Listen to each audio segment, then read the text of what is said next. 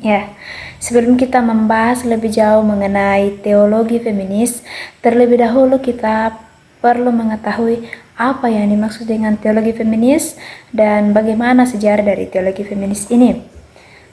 Pertama-tama dari pengertian teologi feminis ini. Pada umumnya kita ketahui bahwa feminisme ini hadir karena mereka melihat atau menyadari adanya ketidakadilan yang dialami oleh perempuan. Mereka didiskriminasi atau mendapat perlakuan oleh karena jenis kelamin mereka. Di mana dalam hal ini, dalam kehidupan atau dalam masyarakat yang dikenal yang dapat melakukan berbagai pekerjaan itu hanya laki-laki karena mereka dianggap kuat, sedangkan bagi perempuan mereka dianggap lemah sehingga mereka dibatasi dalam melakukan banyak hal. Oleh karena itu, karena melihat adanya ketidakadilan ini, maka teologi feminisme hadir sebagai gerakan teologi yang bertujuan untuk memperjuangkan kesetaraan dan keadilan sosial bagi perempuan, khususnya dalam hal keagamaan. Dalam hal ini, dengan cara meninjau kembali bagaimana konstruksi tradisi, doktrin yang ada dan praktik-praktik keagamaan yang selama ini dianggap bias gender. Di sini dalam hal ini teologi feminisme hadir juga untuk mengkritisi teologi tradisional yang dinilai sangat patriarki dan mengabaikan peran atau mengabaikan pengalaman perempuan. Jadi itulah pengertian dari teologi feminisme ini. Kemudian kita masuk dalam sejarah teologi feminisme. Sudah kita ketahui bahwa ternyata teologi feminisme ini hadir sebagai respon terhadap ketidaksetaraan gender yang ada, yang sudah mengakar di dalam kehidupan masyarakat, juga sudah mengakar dalam soal tradisi keagamaan. Maka dalam hal ini, karena kaum feminis menyadari adanya ketidaksetaraan itu, mereka juga melihat bahwa banyak agama yang memiliki tradisi dan interpretasi yang menempatkan perempuan pada posisi subordinatif, di mana perempuan ini dibatasi perannya untuk melakukan banyak hal, termasuk dalam soal memimpin atau mengambil keputusan, yang dinilai dapat mengambil keputusan dan memimpin itu hanya laki-laki. Oleh karena itu, di tahun 1960-an, teolog feminis awal seperti Mary Daly dan Rosemary itu mulai mempertanyakan soal peran atau bagaimana peran perempuan dalam agama. Mereka juga menantang soal interpretasi patriark terhadap teks-teks suci. Kemudian dalam perkembangannya sekitar tahun 1970-an, teologi feminisme ini semakin berkembang dan hal ini ditandai dengan munculnya berbagai aliran teologi feminis seperti yang kita kenal feminisme liberal, feminisme radikal, feminisme pembebasan. Ya, kemudian di tahun 1980-an teologi feminisme ini semakin berkembang.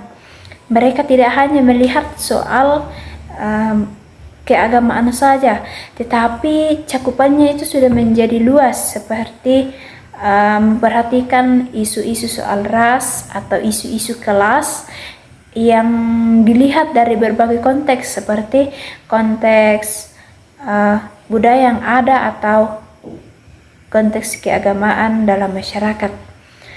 Maka dari hal ini, Pamela Dickey Young mencirikan 4 gerakan feminisme ini, atau dia mencirikan dari feminisme ini atau tujuan dari feminisme ini. Yang pertama yaitu mereka mengkritik soal teologi tradisional yang dinilai sangat patriark seperti yang dijelaskan di awal tadi, yang kemudian teologi patriarkat atau teologi tradisional ini juga banyak mengabaikan soal pengalaman perempuan. Yang keempat, juga mereka melihat bahwa ternyata natur patriark ini atau natur dari teologi tradisional ini memberikan dampak yang merugikan bagi perempuan. Oleh karena itu, dalam hal ini teologi feminisme hadir dan mengatakan bahwa perempuan itu mesti menjadi teolog untuk memulai usaha teologi mereka sendiri. Dari inilah pengertian dari teologi feminisme dan sejarah teologi feminisme ini, mana teologi feminisme ini akan terus berkembang, terus mengalami perkembangan, karena kaum feminisme ini tidak pernah berhenti untuk mewujudkan atau memperjuangkan soal kesetaraan, soal keadilan bagi perempuan sampai saat ini. Demikian pengertian dari teologi feminisme dan sejarah teologi feminisme. Di sini saya akan menjelaskan tokoh-tokoh teologi dalam feminis. Yang tokoh pertama yaitu Rosemary Redford Reuter, di mana ia lahir pada tahun 1936 di Georgetown. Dalam lingkungan keluarga yang religius, ibunya seorang Katolik dan ayahnya seorang episkopal, dan ia dibesarkan sebagai orang Katolik. Pendidikan awalnya mendorongnya untuk menjadi pemikir bebas dan ekumenis. Setelah menyelesaikan pendidikannya, Reuter terlibat dalam gerakan hak sipil, khususnya di Mississippi dan Washington. Dalam pengalamannya di Howard Universitas School of Religion mengarahkannya pada literatur teologi pembebasan dan aktivisme anti-peran Vietnam. Reuter ini dikenal sebagai salah satu tokoh terkemuka dalam teologi feminis. Dalam karyanya, termasuk buku klasik, ia mendorong pemikirannya untuk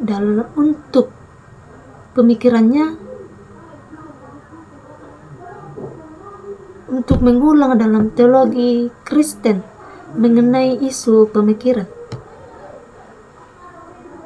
Ia juga berargumen bahwa interpretasi Alkitab harus dievaluasi dalam konteks patriarki dengan penekanan pada kebebasan dan keselamatan manusia. Menurutnya bahwa Alkitab harus dipandang sebagai tradisi profetik yang terus-menerus dievaluasi melalui lensa pengalaman wanita. Dengan cara ini, bahwa Reuter mengajak pembaca untuk mengkritisi dan mengadaptasi pemahaman mereka terhadap teks-teks sakral. Tokoh yang kedua yaitu Letty Manderville Razor pada tahun 1929 sampai 2007. Ia adalah seorang teologi feminis reformit yang berperan penting dalam kritik Alkitab feminis. Ia dianggap sebagai pelopor dalam bidang ini. Ia menghasilkan karirnya sebagai profesor teologi dan pendidikan gereja. Karyanya berpengaruh bahwa besar bagi banyak orang yang mencari pemahaman teologis dan pendidikan yang memberdayakan. Russell melihat bahwa Alkitab sebagai firman yang memerdekakan, yang terlibat dalam peristiwa Exodus, di mana Allah membebaskan Israel dari dari penindasan Mesir. Ia juga mengacu bahwa pada nabuat para nabi seperti dalam kitab Yesaya pasal 61 ayat yang pertama sampai ayat yang kedua yang berbicara tentang pembebasan. Yesus mengutip teks ini dalam kitab Lukas pasal 4 ayat yang ke-18. Ia menegaskan bahwa saat itu adalah waktu untuk pembebasan. Nah, lebih lanjut, Russer berpendapat bahwa Alkitab harus menjadi firman yang merdeka, yang berarti bahwa harus dibebaskan dari pandangan patriarkal, di mana ia percaya bahwa dengan menghilangkan budaya patriarkal yang membelenggu dalam teks-teks Alkitab, kita dapat menemukan dalam pesan pembebasan bagi wanita. Tujuan utamanya adalah teologi pembebas feminis adalah freedom. Meskipun ada perbedaan, namun pemahaman tentang kebebasan di kalangan feminis, Russer merujuk pada kitab Roma pasal 8 ayat yang ke-22 sampai 23, di mana Paulus di situ menggambarkan dunia yang merindukan pembebasan. Ia juga menggunakan contoh keluarga bangsa Israel dari Mesir sebagai simbol pembebasan wanita dari dominasi laki-laki. Menurut Russer, bahwa tujuan akhir dari gerakan feminis ini adalah mewujudkan kemanusiaan yang baru. Ini mencerminkan bahwa visi baru bagi masyarakat yang berusaha memperbarui dunia dan memperbaiki struktur sosial yang lama. Dengan demikian, Russer mengajak orang untuk melihat kembali Alkitab dan menemukan cara baru dalam memahami pesan-pesannya. Elizabeth Schussler Fiorenza. Ia adalah seorang teolog feminis yang lahir di Romaria pada tahun 1938 dan kemudian ia melarikan dirinya bersama keluarga di Jerman Barat pada saat Perang Dunia Kedua. Ia adalah salah satu tokoh teologi feminis yang dikenal karena karyanya yang membahas tentang perempuan dalam konteks kekristenan dan juga berdasarkan interpretasi teks-teks suci. Pengajaran dan penelitiannya ini berfokus pada pernyataan Alkitab dan juga hermeneutik feminis yang berfokus pada pengalaman dan suara perempuan dalam gereja. Nah, salah satu karya atau buku yang terkenal dari Elizabeth ini adalah berjudul In Memory of Her, yang isinya adalah kajian-kajian tentang perempuan dalam awal mengkaji tentang peran perempuan dalam awal kekristenan dan kritik terhadap tradisi patriarkal. Elizabeth Fiorenza ini berpendapat bahwa kita tidak boleh menerima Alkitab itu secara mentah-mentah. Mengapa demikian? Karena menurutnya di dalam Alkitab itu terdapat atau banyak unsur-unsur atau teks-teks yang lebih menonjolkan kaum laki-laki atau kaum pria, yang mengatakan apabila kita ingin mengubah kedudukan perempuan, maka hal yang kita lakukan adalah belajar teologi. Nah, peran perempuan ini tidak jauh dari teologi, karena dari sanalah ia dibentuk dan dikonstruksi. Teologi menghadirkan perempuan sebagai mitra kerja Allah bersama laki-laki, namun peran itu semakin terkikis dengan adanya proses budaya kaum laki-laki, khususnya di mana kitab suci yang ada dan dipelajari itu di dalamnya lebih banyak membahas tentang kaum laki-laki. Maka tidak mengherankan menurut Fiorenza peran atau kedudukan perempuan itu ditentukan oleh teologi. Seorang perempuan yang ingin mengubah paradigmanya tentang perempuan, maka seperti yang dikatakan tadi, ia harus belajar teologi. Dengan belajar teologi, ia mengenal dan membesarkan dirinya melalui suatu paradigma baru. Ia mengkonstruksi kembali pandangan-pandangan yang selama ini dipahami secara keliru, baik oleh dirinya sendiri maupun oleh perempuan-perempuan lainnya. Kemudian kita akan membahas tentang pokok-pokok pemikiran teologi feminis. Nah, di mana titik tolak dari teologi feminis ini adalah pengalaman perempuan dan penolakan terhadap sistem patriarki, di mana kita ketahui bersama bahwa sistem patriarki itu merupakan struktur sosial atau sistem sosial di mana laki-laki memiliki dominasi atas perempuan.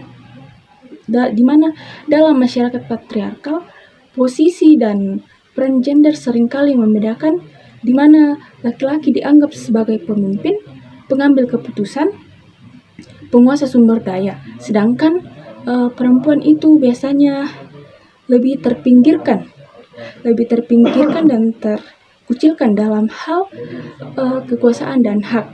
Nah, perempuan dalam argumentasi feminis teologis ini akan berhasil menjadi manusia utuh jika sistem patriarki itu dihilangkan. Sistem patriarkal itu telah hilang. Teks-teks dalam Alkitab sangatlah patriarkis. Seperti yang kita ketahui bersama jika kita membaca Alkitab, tentunya hal yang menonjol di situ adalah peran serta laki-laki. Memang ada peran serta perempuan yang ditonjolkan, yang ditampilkan, tapi yang lebih menonjol itu adalah pada peran laki-laki tersebut. Sehingga dari situ beberapa teologi feminis itu menganggap bahwa teks-teks Alkitab ini candu, tapi ada juga yang menganggap bahwa teks ini dapat diterima dari inti ajarannya. Nah, kemudian pokok-pokok teologi feminis ini dapat kita lihat dari beberapa aspek, di mana teologi feminis ini mengkaji dan menafsirkan Alkitab berdasarkan pertimbangan perspektif perempuan untuk mengungkap makna yang terabaikan. Kemudian, teologi feminis ini juga menyuarakan pengalaman dan perspektif perempuan dalam konteks spiritual dan teologis. Kemudian, teologi feminis ini menganalisis dan mengkritik struktur patriarkal dalam tradisi agama yang sering mendominasi interpretasi teologi.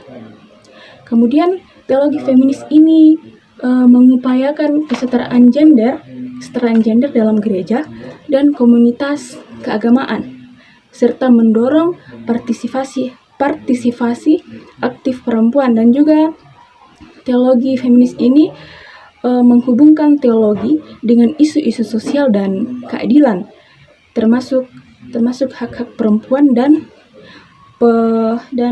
penanganan ketidakadilan. Saya kemudian akan melanjutkan pembahasan yang sebelumnya telah dibahas oleh teman-teman kelompok.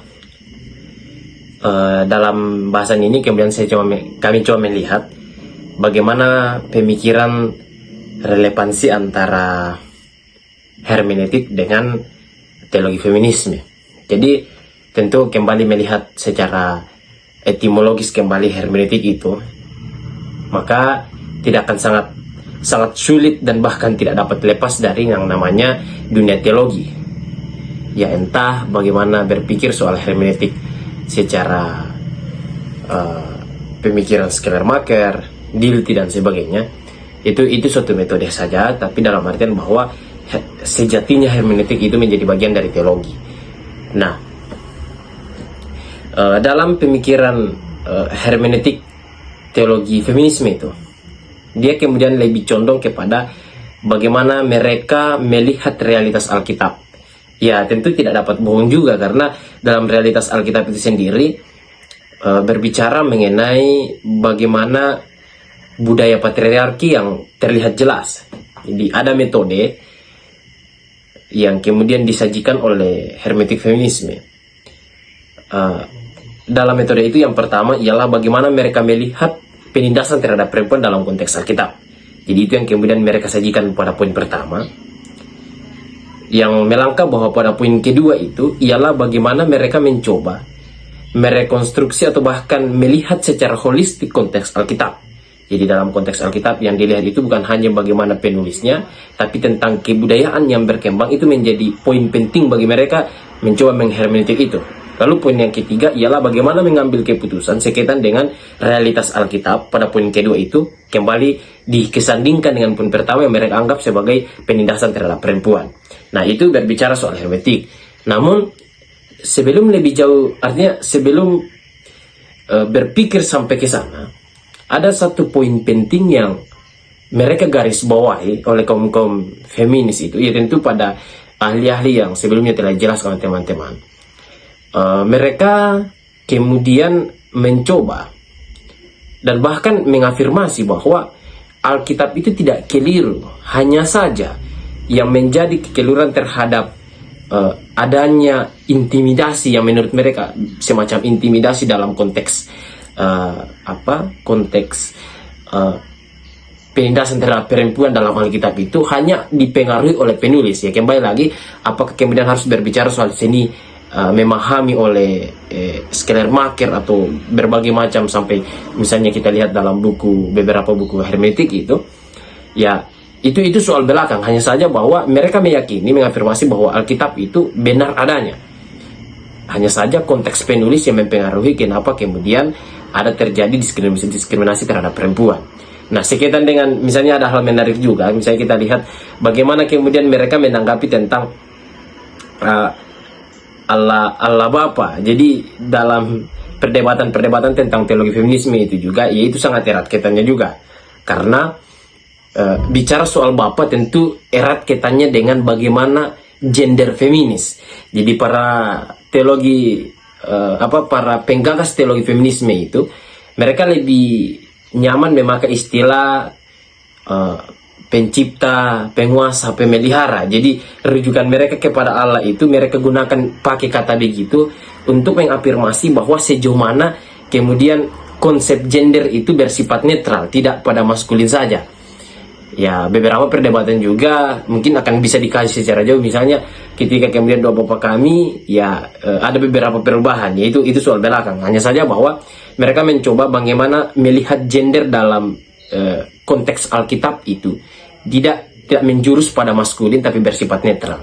Nah, sehingga ya dapat disimpulkan bahwa pada dasarnya kritik feminisme itu teologi feminisme itu hendak melihat bagaimana dalam konteks Alkitab. Hanya saja yang menjadi kritikan bagi mereka, ini menjadi bahan kesimpulannya, hanya saja menjadi kritikan bagi mereka karena mereka memenggal poin-poin penting dalam satu teks itu tanpa melihat secara keseluruhan. Lalu mereka mengafirmasi bahwa pada saat inilah yang diskriminasi terhadap perempuan. Ya tentu tidak salah juga, tapi dalam artian bahwa ada kritikan, sama halnya kritikan misalnya feminisme radikal, liberal, marxis, itu ada kritikan sama dengan teologi feminisme itu sendiri. Jadi itu menjadi kritikan bagi mereka. Jadi titik kesimpulannya ialah bagaimana mereka melihat konteks Alkitab. Lalu mereka berteologi pembelaan terhadap perempuan, tetapi mereka mengafirmasi sendiri bahwa mereka sadar bahwa konteks Alkitab itu ya dipengaruhi oleh konteks penulis. Jadi mungkin itu kira-kira dari materi kami sekitar dengan teologi feminisme. Kurang lebihnya mohon dimaafkan. Kami